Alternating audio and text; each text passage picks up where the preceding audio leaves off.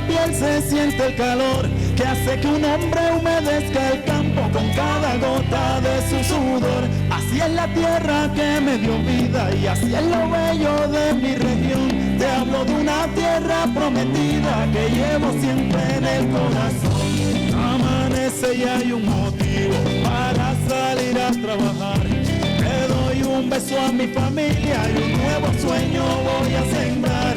Toda mi Urabá está cubierta de un producto de exportación que hace que el nombre de Colombia se escuche fuerte en otra nación.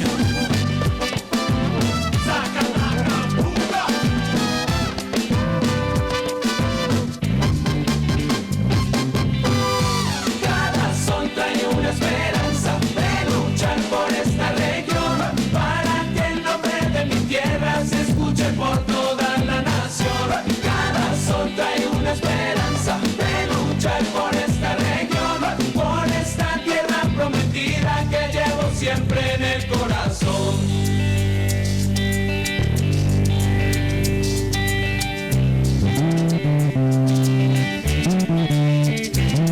Y con la fuerte exportación, mercado internacional, es una vasta fuente que tiene Colombia, produciendo a toda hora gente que trabaja para que de esta forma se pueda progresar. Desde el Golfo un barco se marcha y en él lleva parte de mí, que me llena el alma de orgullo por todo lo que hacemos aquí. Nuestra gente deja semilla a donde quiera que se va. Si ves una cara sonriente, lo más probable es que es de Urabá. Cada son trae una esperanza de luchar por esta región, para que el nombre de mi tierra se escuche por toda la nación. Cada son trae una esperanza de luchar por esta región, por esta tierra prometida que llevo siempre en el corazón. Urabá, mi región bananera, soy un colombiano pero de pura cepa. Digo que soy de Urabá, mi región bananera, soy un colombiano pero de pura cepa. Me invito a Chigorolo, Carepan, Turba, Apartado, Morindones, Cocle, Árboles de San Pedro, San Juan, Mutanda, Villán, el Fuerte para gozar. Si alguien quiere conocer muy rico, la va a pasar. ¿Qué? Cada son trae una esperanza de luchar por esta región, para que el nombre de mi tierra se escuche por toda la nación. Cada son trae una esperanza de luchar por esta región, por esta tierra prometida que llevo siempre en el corazón.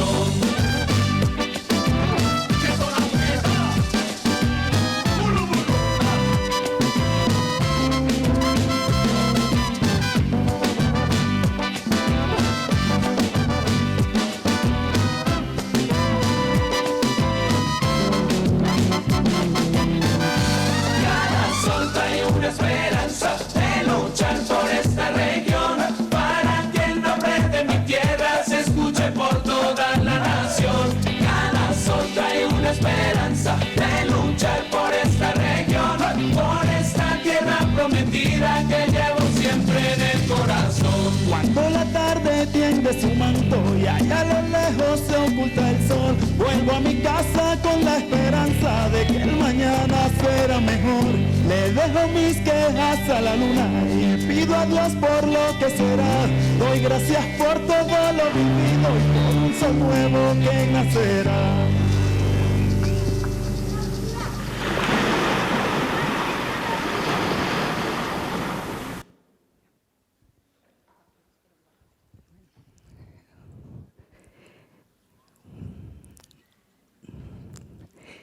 Yo quiero comenzar dándole gracias a todas aquellas personas que a través de estos simposios han abierto un camino o nos han mostrado un camino el cual muchos hemos decidido recorrer. Gracias a los que hoy están, a todos los ponentes, gracias a todos esos compañeros funerarios como Funeraria San Vicente, que ha sido incansable en su labor de transmitirnos lo lindo que es trabajar en esta área. Quiero agradecer a Remanso. Hace 2 años, como decía María del Pilar ahora, agradecer a esta gran mujer que también ha sido incansable y que hace 2 años tocó un tema que a nosotros, los de la región del Urabá, nos tocó mucho, que fueron los duelos colectivos. Quienes conocen un poco de nuestra historia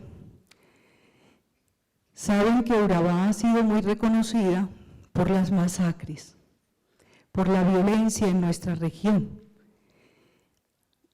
Cuando yo estuve en ese simposio, conocí a Nadis, por favor Nadis, y me enamoré de la ponencia de ella, quien había trabajado con varias entidades del Estado y varias universidades, acompañando a las mujeres, a los hombres, a las familias en los diferentes territorios de nuestra Antioquia.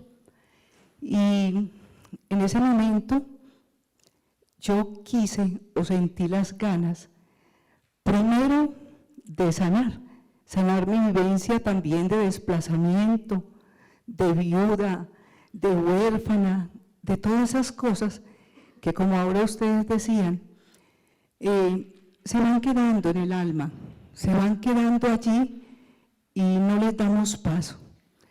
Inicialmente yo pensé en empezar a trabajar con ella y en formarme, y luego me dije a mí misma, pero si tú vas a viajar, vas a venir, pues llévala y que tengan la oportunidad de otras mujeres como tú de vivir ese proceso. Y así comenzamos con lo que es la formación de promotoras psicosociales.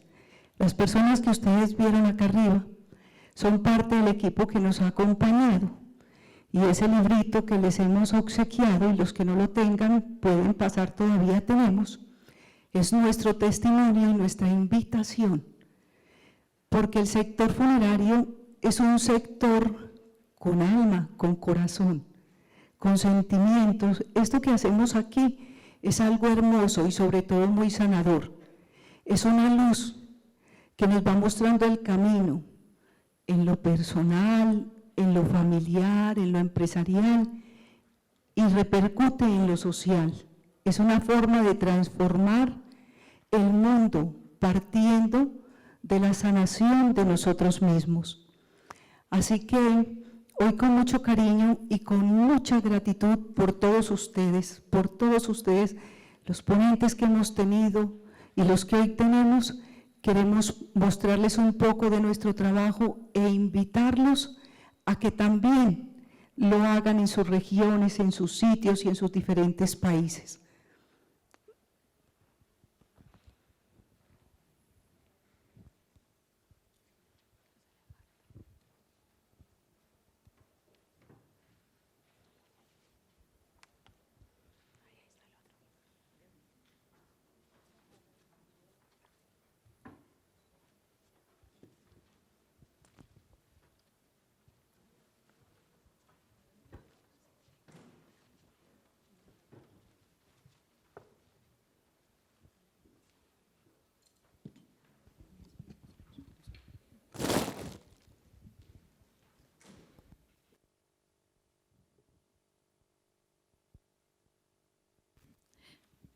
Buenas tardes, para mí es un placer estar aquí con ustedes.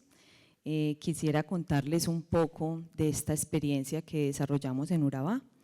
En el libro ustedes van a encontrar los principales hallazgos que encontramos en la experiencia, pero mi compañera Girley y yo queremos hacer como un abrebocas de lo que fue este proceso y motivarlos un poco a leer el libro y también a conocer la experiencia más a fondo.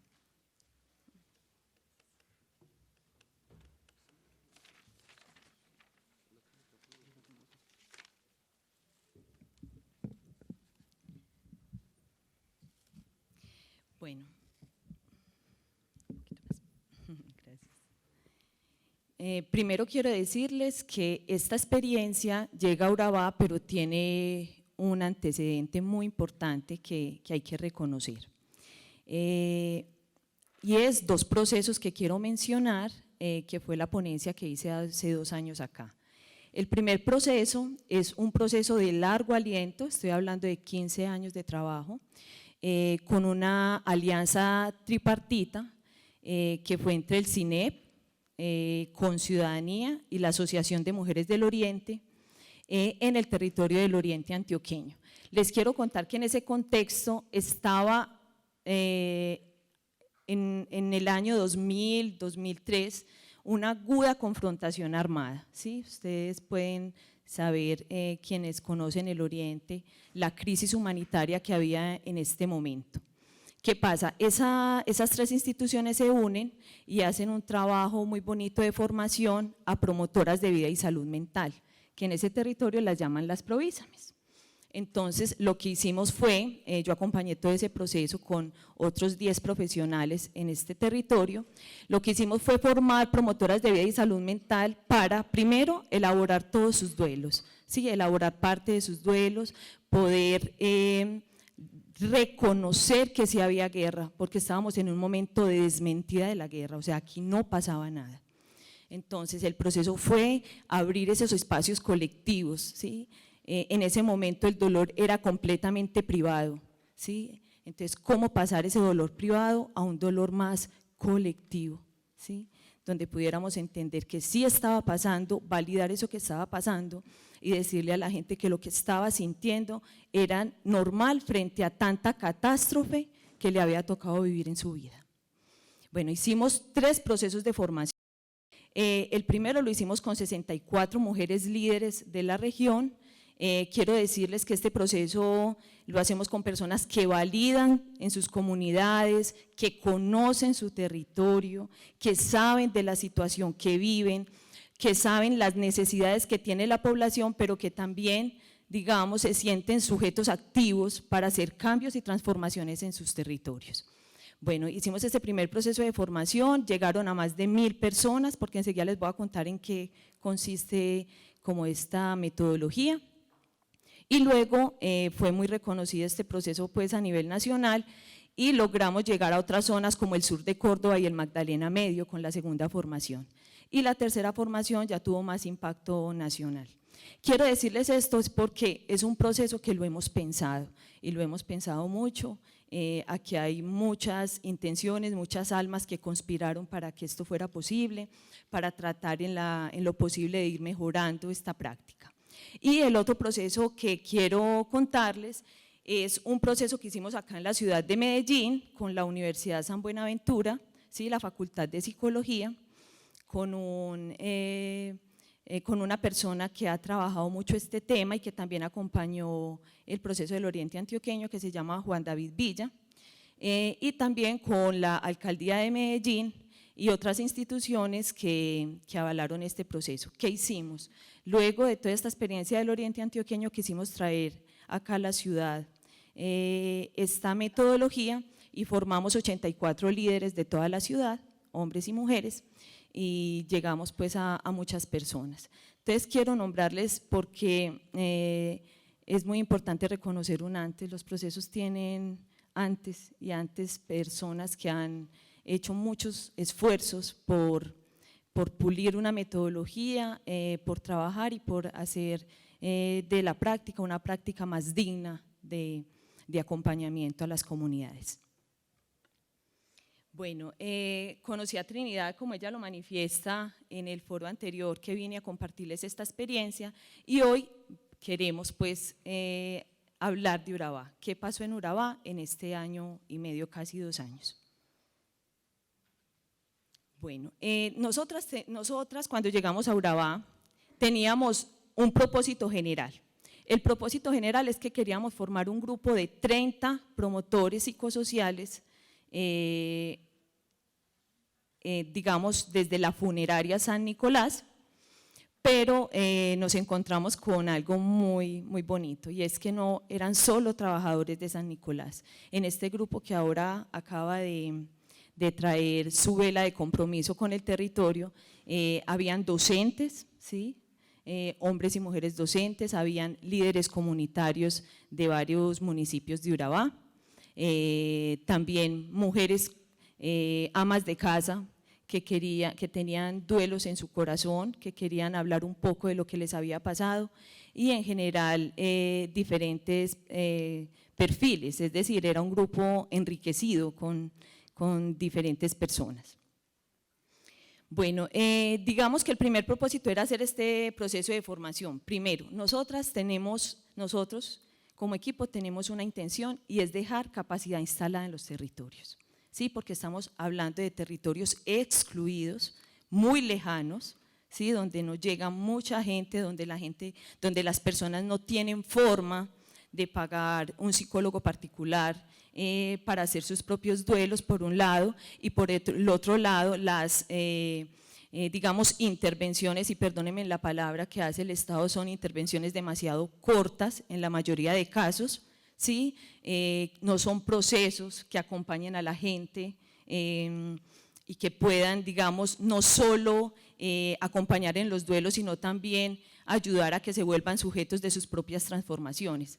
Porque, digamos, desde nuestro enfoque, nosotros no somos salvadores, nosotros acompañamos a las personas, pero no les estamos inventando lo que necesitan. La gente en el fondo sabe lo que necesita, ¿sí? Entonces lo que nosotros hacemos es acompañar desde algunas metodologías que hemos pensado, pero la gente va marcando su camino frente a lo que necesita y frente a lo que quiere, ¿sí? Entonces, digamos que eso es importante. De las personas que participaron en el proyecto, varias eran víctimas del conflicto armado, es decir, el 80%. Pero resulta que esas personas a las que llegamos nunca habían podido hablar de lo que pasó. ¿Por qué? Porque la mayoría eran personas que se dedicaron a sobrevivir, ¿sí? Que no tuvieron tiempo para llorar, para comunicar eso que les afectaba a su alma y su corazón. Quiero contarles, pues, mejor dicho, no quisiera extenderme mucho acá porque siento que los principales protagonistas son ellos, ¿sí? Los que vivieron el proceso, y me gustaría mucho que al final pudieran hablar un poco de esas transformaciones que vivieron, pero quisiera contarles que aquí está Marta. Marta, cuando llegó al proceso, le habían acabado de asesinar su esposo el año pasado, solo llevaba, ¿qué días? Menos de un mes que habían asesinado a su esposo, y ahorita quisiera que pudiéramos escucharla, lo que para ella significó llegar a un espacio donde por lo menos la miraban a los ojos y no la estaban juzgando ni estaban murmurando porque habían matado a su esposo. Era un espacio donde se le validaba el dolor y se reconocía. Bueno, entonces el primer propósito era formar, ahora les voy a contar un poco de los resultados, y el segundo propósito era que después de que ellos habían podido hablar de lo que les pasaba, después de que de alguna forma habían podido romper el silencio, tuvieran herramientas para ir a acompañar a sus comunidades. Les digo, son comunidades que quedan a horas del pueblo, o sea, no tienen la facilidad, digamos, que otros municipios más cercanos a la ciudad tienen. Entonces, ¿cómo ellos podían, a medida de validar ese proceso, de que ese proceso pasara por su cuerpo, por su alma, poder tener los elementos para ir a acompañar a esas comunidades, reconociendo que ellos eran líderes de allí, de estas organizaciones?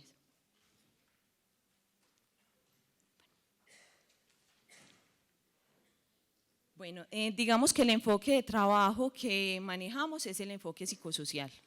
Para eso hay muchos autores, digamos, nosotros reconocemos mucho a Carlos Beristain, a Martín Baró,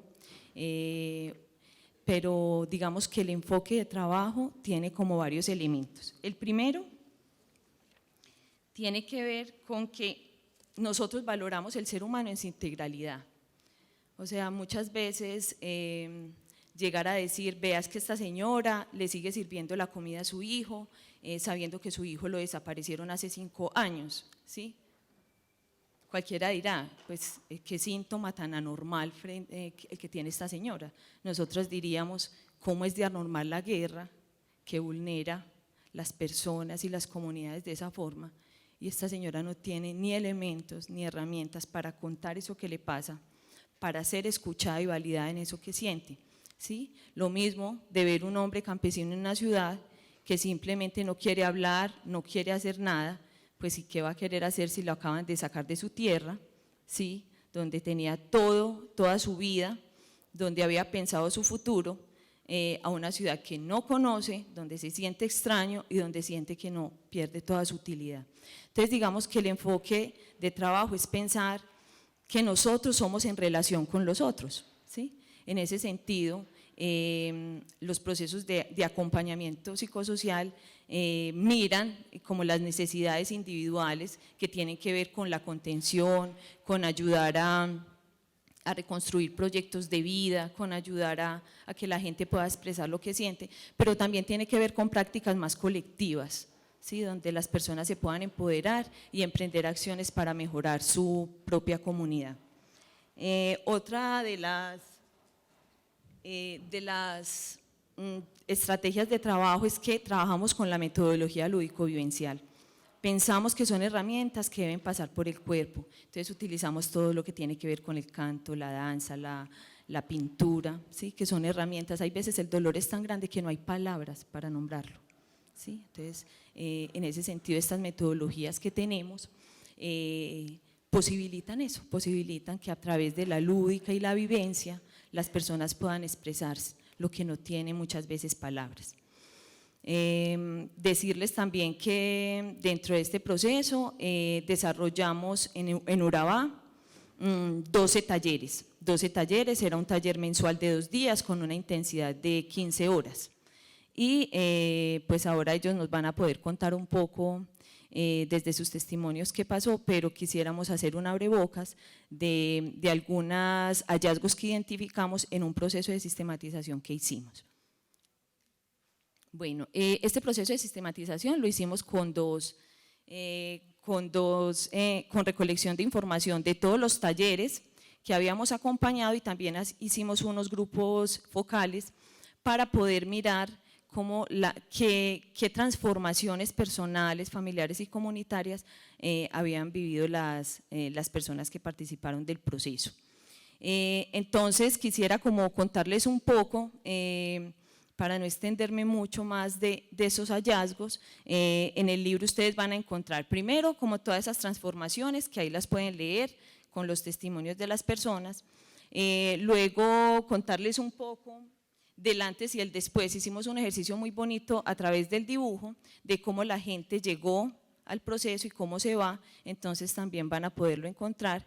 Y al final pues hacemos algunas conclusiones, recomendaciones, logros y dificultades como el balance del proceso. Bueno, en las transformaciones personales, las reuniones donde formábamos los líderes y lideresas que están acá, los llamaron ellas los abrazos, ¿sí? Entonces sentían que era un espacio donde podían abrazarse, validarse desde herramientas tan simples y sencillas, pero que de alguna forma en momentos de duelo son tan necesarias. Lograron liberar emociones reprimidas, personas que llevaban muchos años sin poder hablar de lo que les pasó. Les cuento que he acompañado varias zonas del país, pero los testimonios tan desgarradores que escuché en esta experiencia, sobre todo en tema de tortura, para mí fue muy conmovedor. Entonces eso estaba en la gente, o sea, eso no había podido salir de las personas, porque ¿qué pasa? La guerra afecta la comunidad, las redes de confianza, las redes de apoyo, y entonces cuando estamos pensando solo en mirar casos individuales, pues tampoco estamos reconociendo toda la situación, digamos, de destrucción, de desestructuración del tejido social que vivimos.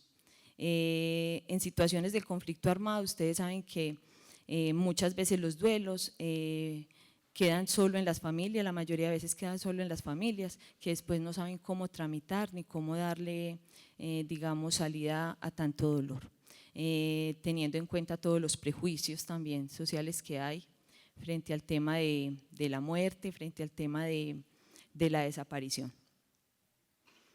La compañera también va a ir contando algunos testimonios que nos parece importante nombrar. Ya, yo no me hallo deprimida, o sea, puedo sentir la tristeza y puedo verme triste, pero no me deprimo como antes, ya el suicidio para mí no es una opción. Yo le diría a una víctima que para salir de un estado de postración tiene que pasar por un proceso de reconocimiento, reconocer que sí pasó y sentir que sí le creen, empezar a validar mi historia, recordar todo lo sucedido, lo que había perdido para volver a retomar mi vida.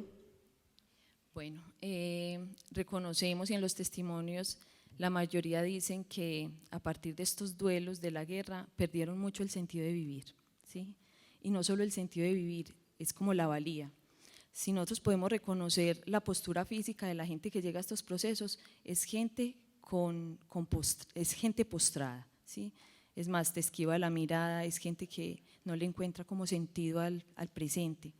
Entonces digamos que estos espacios de identificación, porque entonces ya no soy sola con un hecho aislado que me pasó, sino que reconozco que eso hace parte de una lógica de guerra, que hay otras personas que también han vivido eso que yo he vivido. Ese proceso de identificación ayuda mucho a que la gente pueda liberar eso que siente, a que la gente pueda nombrar eso innombrable, eso que no se puede decir en cualquier espacio, ¿sí? Que no se puede decir muchas veces ni en la familia.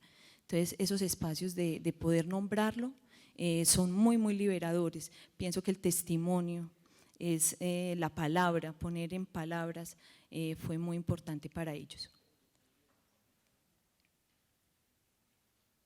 Bueno, también reconocer que se había pasado. Siento que hay veces los afanes de la supervivencia para muchas de las familias no les posibilita pensar lo que pasó, pensar cómo les afectó. Muchas de las personas no entienden el contexto en el que viven, no saben las lógicas de la guerra, no saben eso por qué pasa, de dónde viene. Entonces es importante reconocer, validar ese dolor, que la gente diga sí pasó, ¿sí? Y que la gente se sienta creída, ¿sí? Que sienta que le creen, que le validan, que saben que está diciendo la verdad, y más en contextos de tanta impunidad como las de nuestro país. Entonces, vos no sabes esa cantidad de bobadas que uno dice, vos no sabes realmente si estás ayudando o estás hundiendo. A veces en el duelo es muy importante llorar, abrazar, estar ahí, porque es muy difícil discernir la tormenta que hay en el interior de esa persona. Muchas veces en esos escenarios, como decían ahorita, tratan de convivir, no siempre, pero a veces con decirte, ya, cálmate, ya. Lo que no nos damos cuenta es que las lágrimas son una expresión natural de esa situación, del ser humano. Es como la resignificación de darse la posibilidad de sentir eso que está viviendo en ese momento. Muchas me decían, Nadis, de verdad que yo lo que hago en mi casa es que espero que toda mi familia se acueste, y cuando todos están acostados, yo me acuesto, me tapo muy bien para que no me escuchen a llorar, porque siento que si lloro voy a dañar mucho a mi familia y allá todos prefieren ignorar lo que pasó. ¿Qué hace este proceso de acompañamiento? Que las personas puedan hablar de eso que comúnmente no se habla. Sabemos que en esta cultura hay algunas emociones que son tachadas, digamos, por decirlo de alguna manera, como malas. Entonces, el dolor, no, pues el dolor casi resulta siendo en esta cultura indigno, ¿sí? La rabia, digamos, resulta siendo una ofensa, ¿sí? Entonces, digamos que poder expresar con libertad esas emociones les permitió reconocer que no eran los únicos que vivían así, que eran situaciones como normales, como dice el autor Carlos Beristain, eran situaciones normales frente a tanto dolor que les había tocado vivir o ver. Entonces, digamos que eso resultó siendo importante. Muchos nombran este proceso como un despertar, como un renacer. Es como que hay veces cuando no manifiestan los participantes, cuando no hay oportunidad de elaborar, el duelo se convierte en la vida, en la cotidianidad, en el despertar, en el anochecer, ¿sí? Entonces es como un sinsentido que te abarca todo y no te permite pensar en otras cosas, en reconocer otras habilidades que tienes. Estando en Tejedores, he sentido que volví a nacer. Veo las cosas con otros ojos, ya asumo las circunstancias de manera diferente. Yo era una persona que mantenía encerrada en mi dolor y así quería mantener a mis hijos. No abría ni las cortinas de la ventana y ahora poco a poco voy superando todo, por mí primeramente. Bueno, entonces en este enfoque de acompañamiento, el tema de la horizontalidad es muy importante, ¿sí? Hay veces, pues lo han manifestado ellos, llegan profesionales que solo llegan a firmar listas de asistencia, ¿cierto? Porque lo que les interesa es muchas veces mostrar estadísticas, pero no son personas que tengan apertura de escucha, que puedan sentarse, escuchar sus necesidades, también sus propuestas. Entonces, en estos procesos de acompañamiento, las relaciones de horizontalidad son la base para que realmente las personas puedan sentirse protagonistas de su historia, pero también protagonistas de los cambios. ¿Cómo voy a dar algo que no había en mí? ¿Cómo nos vamos a dar más látigo? No lo pudimos hacer mejor, no teníamos la conciencia, no teníamos antes los elementos, las herramientas ni la conciencia.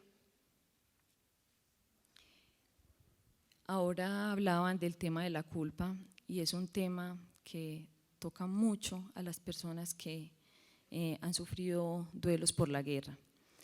Una señora me decía, Ana, dice, es que yo soy culpable porque cuando mataron a mi hijo, él estaba en la puerta tocando y yo no escuché, entonces lo mataron. Entonces esta señora cargaba con esa culpa de no haberle podido abrir a tiempo la puerta a su hijo. Es importante hablar de eso, es importante que las personas, como lo nombraba ahora, puedan ver como todos estos contextos en que se desenvuelve la guerra, los intereses que hay, y eso les permite tener una mirada mucho más amplia del territorio en el que se mueven, de su historia, y para muchos esas nuevas conciencias son muy liberadoras, les ayudan mucho a desprenderse como de la culpa también y emprender procesos de más como compasión consigo mismos.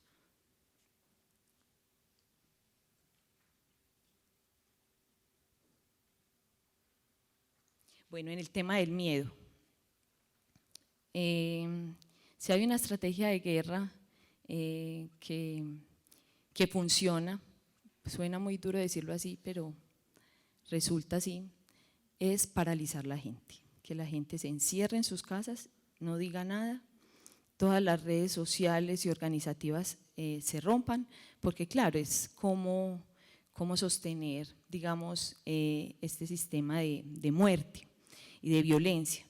Digamos que poder nombrar esos miedos, hacer rituales frente al miedo fue algo muy bonito.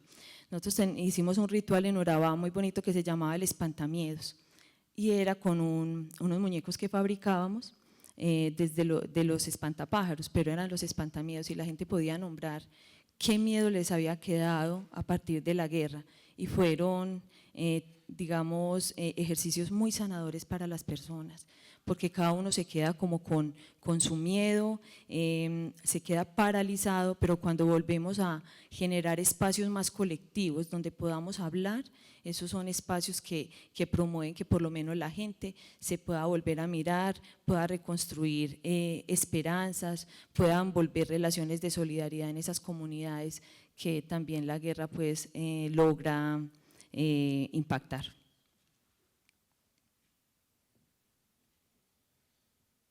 Bueno, otro tema que nombran bastante en los testimonios es el tema del perdón.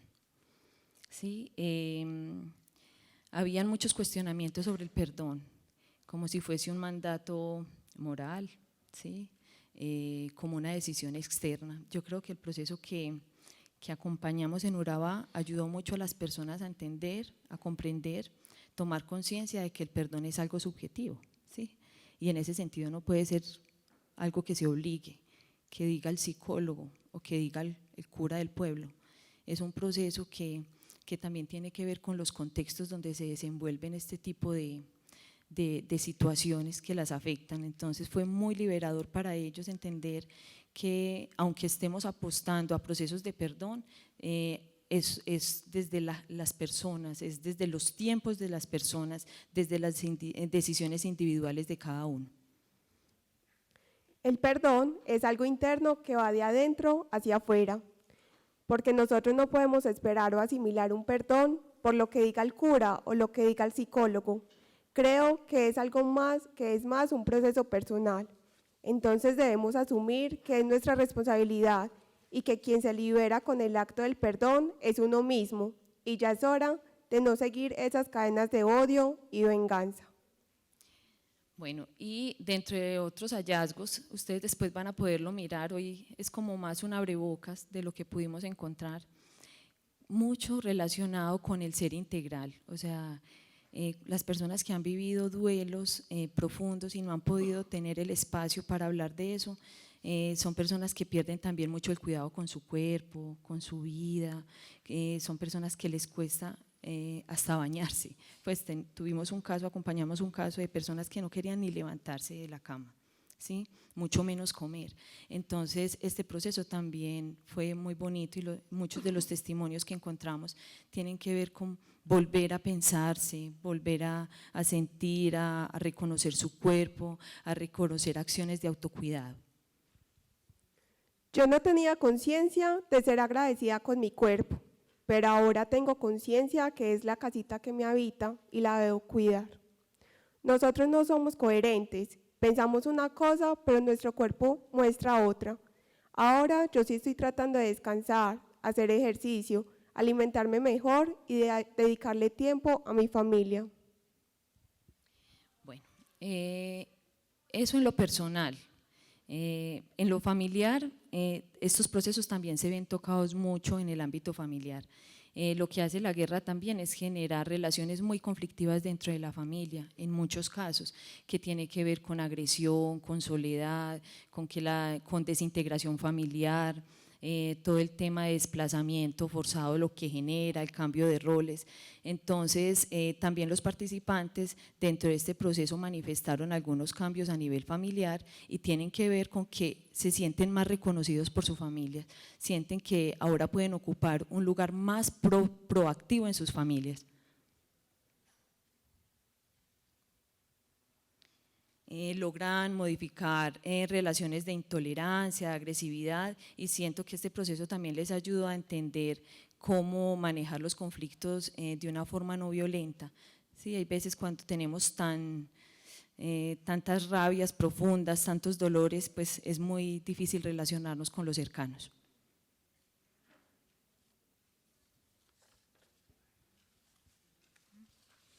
Bueno, me dicen que estamos sobre el tiempo, entonces vamos a ir al final más de los impactos comunitarios, y no quisiera detenerme ahí, solo quiero contarles un poco que los impactos comunitarios es que estos líderes emprendieron ya procesos en su comunidad, grupos de apoyo mutuo, y este mismo proceso que vivieron lo están validando en sus comunidades y ha sido una experiencia muy enriquecedora para ellos.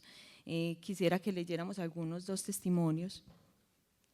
Los grupos me han permitido dejar a un lado los miedos y las cosas que me guardaba las he podido contar. En cada encuentro con el grupo de apoyo he soltado más, entonces en la medida en que yo me suelto, ellos también lo podrán hacer. He logrado hacer esa evolución, entender que no es el otro el que se sana, es que uno también se sana con el otro. Bueno, adquirieron herramientas para hacer apoyos en sus comunidades. Nosotros las llamamos las primeras herramientas de apoyo emocional. Siento que muchos han entendido la importancia de una buena escucha, la importancia de la empatía, la importancia de generar trabajos colectivos en sus comunidades y muchas otras herramientas pues, que ustedes van a poder mirar en el libro desde sus testimonios, pero para concluir yo quisiera hablarles un poquito ya para cerrar de qué fue lo que se logró. Bueno, lo primero es que lograr que la empresa privada se vincule a estos procesos para mí es un gran acierto, ¿sí? La empresa privada muchas veces no le apuesta a procesos a largo plazo. Entonces, yo diría que los principales logros es cómo la empresa privada se sensibiliza. Lo segundo es que llevamos el proyecto a un escenario donde ya habían acciones. La empresa San Nicolás en Urabá ha emprendido acciones de formación en habilidades a muchas personas, pero faltaba como más este componente de acompañamiento psicosocial, ese componente emocional, de recuperación emocional. Entonces fue muy importante llegar a un escenario donde ya había sensibilidad y trabajo comunitario. Interés de las participantes por los procesos de sanación. Yo creo que Urabá no ha sido una zona donde hayan llegado proyectos de este tipo, entonces había mucha apertura y reconocimiento de la importancia de este trabajo. También digamos que el afecto, la confianza y la solidaridad que ya existía en la funeraria y los empleados de la funeraria. Hoy tenemos 20 promotores psicosociales formados en Urabá, ese es el principal logro, es decir, nosotras nos venimos, pero allá queda la gente, allá quedan los 20 promotores con esas habilidades, con trabajo que están haciendo en sus comunidades. Llegamos, en este momento la mayoría ya están haciendo grupos de apoyo mutuo, todavía no se ha acabado el proyecto, pero en este momento ya hemos llegado a más de 200 personas con los grupos de apoyo mutuo. Y ha sido una experiencia muy bonita porque estamos hablando de veredas muy lejanas que han podido establecer relaciones de vecindad que les ayuda a seguirse pensando más en colectivo. Bueno, digamos que dentro de las dificultades tuvimos varias deserción. Las personas hay veces sienten que es todo a lo que les den, pero no tienen compromiso también de ser parte del cambio, entonces muchos de los líderes desertaron del proceso, eran 30 líderes, pues terminaron 20, tenemos 20 en el momento. También las dificultades tenían que ver con la logística. Urabá tiene parte, pues estábamos llegando a sitios muy alejados que implicaban, digamos, un asunto económico grande para llegar hasta estos sitios. Bueno, entonces algunos temas logísticos. De las personas que llegábamos, algunos tenían mucho interés en recibir ayudas económicas. Es como si el sentido de sanarse emocionalmente no tuviese mucho peso en algunas personas, que desde las políticas pues que ya hemos visto es más desde lo que podamos recibir material.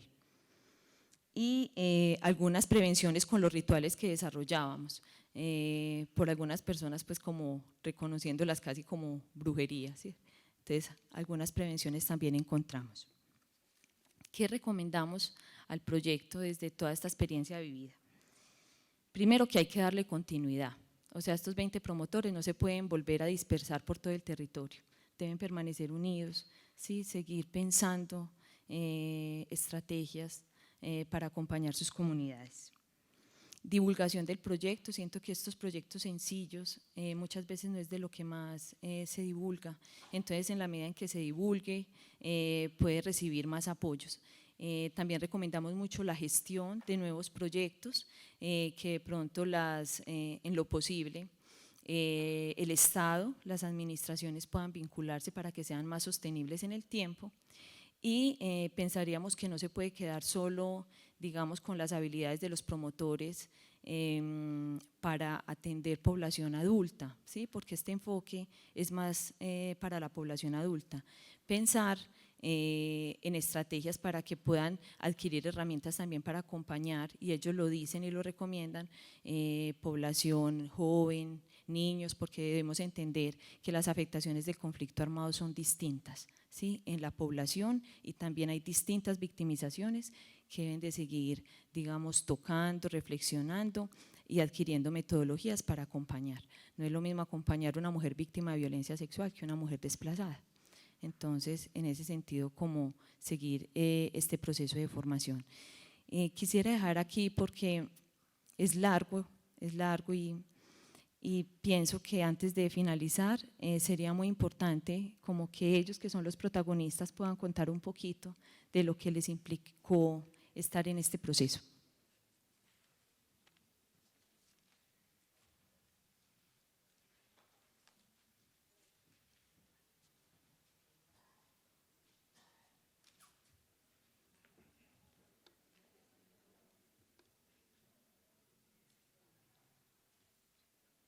Muy buenas tardes.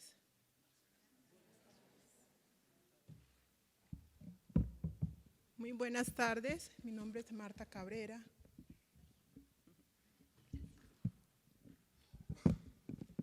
Para mí es un poco difícil hablar de este tema.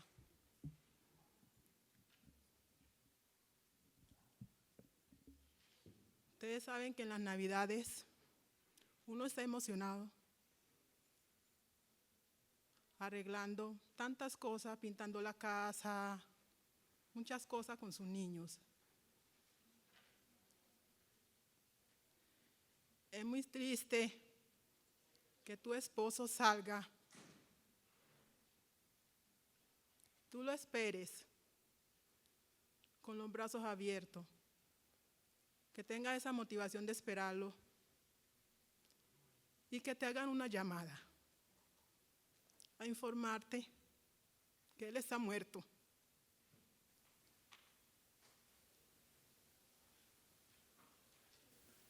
Fue algo catastrófico para mí.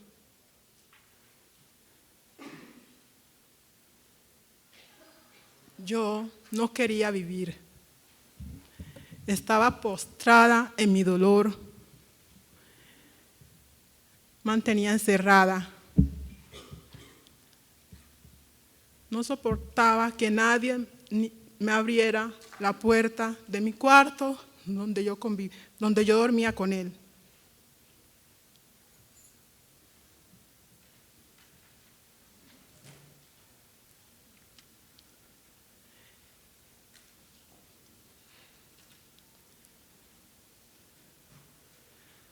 Para mí es muy duro ser una madre de familia con 4 menores. Tengo 4 menores. Donde tus niños te pregunten, mami, ¿dónde está mi papá? Yo me mantenía postrada, llorando, no comía. ¿Sabes qué me volvió a la realidad de la vida? Que me tocó pararme, mirar a mis hijos, decir, Dios mío, yo sé que es duro, pero me toca continuar. Un día, mi niña de 5 años trató de suicidarse. Eso es un dolor muy duro para mí. Eso me decidió buscar una solución para sanarme y yo poder ayudarle a mis hijos. Conocí sobre el diplomado de tejedores, cómo sanarnos, para poder sanar a otras personas. Y en ese momento estoy sanando mi alma para sanar a los míos. Es impresionante entrar tú al cuarto y una niña colgada de un lazo. Fue impactante. Todavía me dice que ella se quiere ir con su papá. Y ese proceso me ha servido mucho para ayudarlos.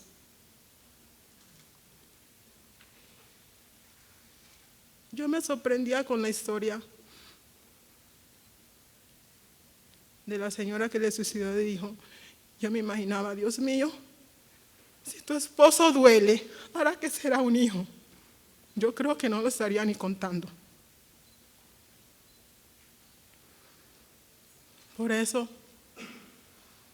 Tejedores de Vida me ha servido mucho para transformarme y transformar a otros.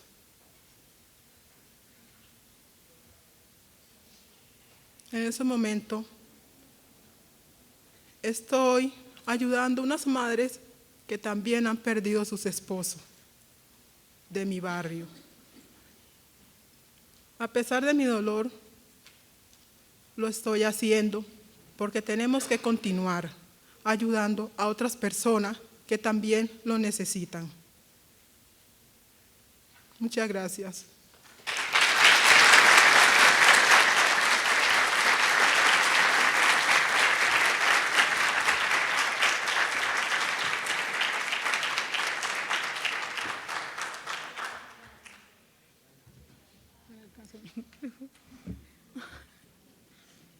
Ahí está muy bajito.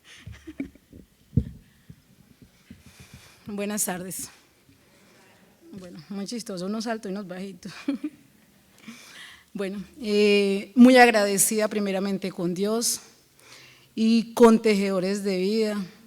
Darle el agradecimiento a Nadis, a Girly y a doña Trinidad. Yo laboro en el campo bananero en seguridad y salud en el trabajo. Cuando escucho pues este programa que venía Tejedores de Duelo, yo bueno, estas víctimas voy a mirar como todo espectador, pero qué sorpresa me llevo. O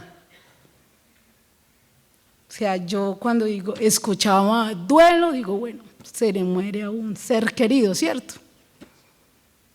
Pero ya cuando trata con los sentimientos, que te confrontas tú mismo con la realidad, y que me doy cuenta que tengo, en ese tiempo pues tenía 35 años, habíamos sido desplazados en el 98,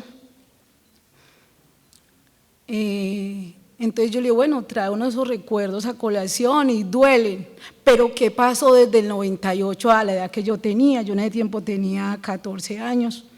¿Qué había pasado conmigo? Y empiezo en cada abrazo, en cada encuentro que iban, empezaba a confrontarme.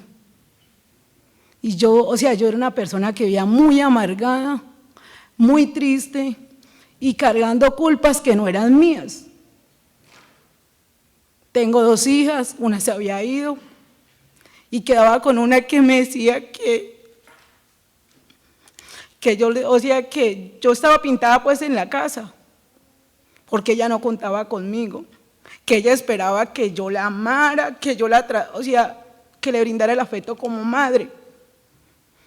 Y me confronta también unos abrazos y me doy cuenta que era que yo no había sido amada, que yo nunca había escuchado una palabra de amor de mis padres, ni un consejo de ellos. Que la palabra más dulce que escuchaba es que ustedes no sirven para nada. Entonces traía eso a colación y quienes estaban sufriendo eran mis hijas y yo no me había dado cuenta. Ya tiene 14 años. Y me decía nadie, es que ¿cómo vas a dar lo que tú no tienes? Y ahí empecé. Me di permiso a mí misma de reconocer y querer sanarme. Y para testimonio, tengo una hija tan maravillosa. Eso me escribe notas, me hace regalos. Me metí en el proceso, me metí en este cuento tan maravilloso como es tejer la vida. Y la mía primeramente para salir a ayudar. Pasé por diferentes procesos, traición, violación. Y todo eso lo tenía guardado. Pero cuando confronté, yo doy muchas gracias a Dios y a este proceso, porque me puede liberar, pude pronunciar lo impronunciable y poder recordar sin dolor. Voy a poder pararme y poder hablar de mi proceso. Y si hay lágrimas, es porque estoy tan feliz de saber que superé eso. Que no va a decir que quedé como estaba antes, no. Antes de pasar los procesos, antes de sufrir todo eso que sufrí, no, pero soy una persona nueva con testimonio y esto me hizo convencerme cada día. Yo le decía a ellos, yo estoy en este primer congreso y decía, yo me equivoqué de carrera, porque yo quiero ayudar, porque yo fui ayudada y así como yo recibí, yo quiero llevar. Tengo réplica en el barrio donde vivo y usted no sabe cómo me gozo, yo lloro con ellos. De escuchar, a través de esa historia terminé yo de sanarme y soy un testimonio vivo de eso y esa es como la experiencia para contarles y extender la invitación de poder ayudar a otros, que así como yo estaba, Ya hoy puedo decir que soy libre de todo eso. Y en este proceso les cuento que yo cambié de luz de cabello, yo no sé ni cuántas veces, y no me había dado cuenta. Y los compañeros me dicen, oíste Dora, tú tenías el pelo de tal manera, ahora lo tenés de esta manera, y yo me di cuenta, cambiamos de personalidad, somos personas diferentes. Muchas gracias.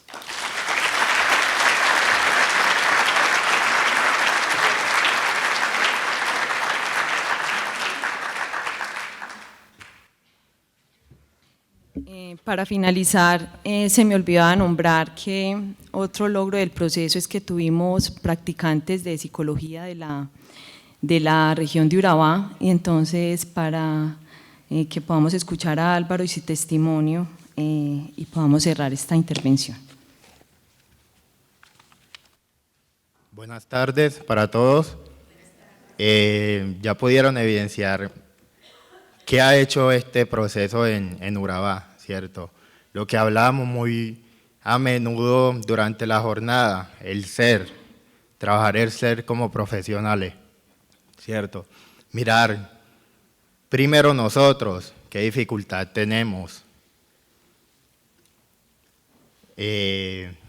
cómo podemos nosotros ayudar a otros con un dolor que cargamos. Sí, muchas reflexiones por hacer. Este proceso como tal, mi experiencia como practicante de psicología, me ha permitido eso, tener más humanidad, saber reconocer, ponerme en el lugar, mirar, observar, escuchar a ese otro que no veo inferior a mí. Me llena mucho de satisfacción porque al llegar a estos grupos uno nota cómo la persona va cambiando. Ellos mismos lo reconocen y uno mismo, como lo decían los compañeros, empieza a sanar, ¿sí? Como ser humano cargamos también con cosas. Y digamos que esta es la experiencia mía como profesional. Si pudiera darle un consejo a cada uno de ustedes sería que si tienen la posibilidad de hacer un proceso como este, únanse, porque van a aprender mucho, mucho de humanidad. Gracias.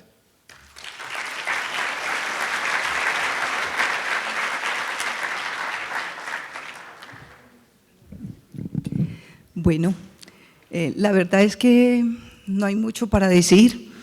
El libro les irá contando. También en la revista yo escribí un poco de mi vida, que como todas estas mujeres que se han parado acá y que fueron ponentes, contaron. Escribí un poco del desplazamiento, de la violencia que me tocó vivir, y eso fue lo que me llevó a llevar esto a Urabá, el querer sanar, porque a veces los seres humanos, con esas heridas que cargamos, no podemos relacionarnos bien. A veces esas heridas nos hacen reaccionar de maneras no tan adecuadas y maltratamos a los que amamos. Desde los hijos, la pareja, los colaboradores nuestros y la misma sociedad. Si nosotros queremos una sociedad más sana, más feliz y más en paz, debemos comenzar por nosotros. Y todos los que tenemos empresa, desde cualquier área o desde cualquier tipo de empresa podemos hacer estas cosas, que una a una van sumando y van conquistando la paz que todos anhelamos. De verdad que a mí no me queda sino gratitud con el sector funerario, porque yo no soy funeraria de nacimiento, yo llegué por adhesión, digamos, porque el padre de mis hijos, el papá era funerario, a él no le gustó ser funerario y terminé yo con la funeraria, que a veces somos muy celosos y decimos no queremos que esta empresa se vaya de la familia, pues esta empresa de ellos se fue de la familia y hoy en día yo digo se fue para bien, porque yo sí amo ser funerario, orgullosamente profesional funerario, así se lo he enseñado a mis 6 hijos, tengo 6 hijos y tuve la oportunidad de vivir el proceso con 2 de ellos y ha sido muy bonito. Por todas esas cosas que ya ustedes han mencionado, porque a veces creemos que duelo es solamente que nos maten las personas, Maru, que está allí, me decía, a mí no me mataron a nadie, pero después empezaba a contar, yo veía cómo los llevaban a matarlos. Eso es un duelo también. No poder ser niño, no poder salir a la calle a jugar, no poder tener amiguitos, porque la violencia no nos deja. Así que gracias por estar aquí, por hacer posible todo esto. María del Pilar, un abrazo grande. Hay una persona que yo amo mucho, Fernando Arango, gracias a Isabel Cristina que nos ha recibido practicantes, a todos los psicólogos de la unidad de duelo de Funeraria San Vicente, a todos de verdad, a mí no me queda sino gracias, una gratitud inmensa porque han abierto el camino para que todas estas personas que hoy en Urabá están formando parte de este equipo y todas estas familias que hoy se están beneficiando, realmente ha sido gracias al camino que ellos han abierto. Bueno, un abrazo cálido para todos.